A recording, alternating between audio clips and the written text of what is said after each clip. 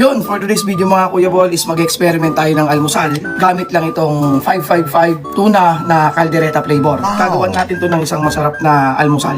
So first mga Kuya Bol is kukuha muna tayo dito ng dalawang takal ng gasbi. Pwede na to sigurong dalawang takal o para make sure gawin na natin dalawat kalahati. Dalawat kalahati. Then syempre mga Kuya Bol, hindi naman pwedeng hindi natin hugasan ng ating bigas. Kasan muna natin. Ayan, pwede na to. Then mga Kuya Bol, simpleng pagsasaing lang naman ang gagawin natin. Pero ang twist nito, ihahalo ko na ng direkta tong 555 tuna caldereta flavor dito mismo sa may pakukuluan nating kanin. Nice. Hindi ko alam kung anong klaseng luto ito. Na-experiment ko lang. Sasabay natin ito sa pagpapakulo na itong kanin para pag naluto na siya, mix na siya ron sa loob. Pwede na natin kainin. Okay. Yun, i-mix-mix lang muna natin siya para humalo na siya mismo ron sa may kanin.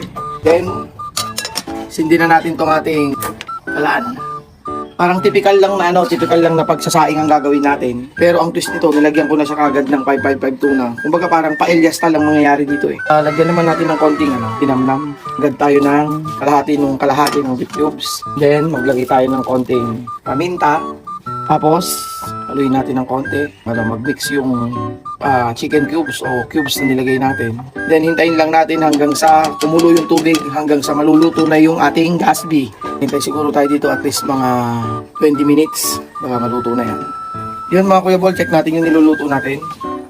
Yun, para lang naman siyang simpleng pagsasaing, pero ang kaibahan lang talaga niyan is naglagay na ako ng rektang ulam mismo dun sa sasaing nating kanin. Ito nga yung 555 tuna caldereta.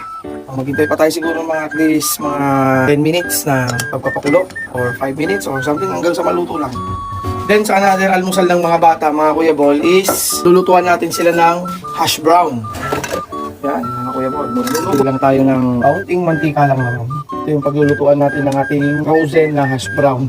Yun mga Kuya Bol, ito yung ating hash brown. Medyo nag-yellow-yellow pa yung dating, kaya medyo i-lighten lang natin ng konti yung ating apoy. Kainitin natin ng konti ang ating mantika. Medyo nakalpit-kalpit pa.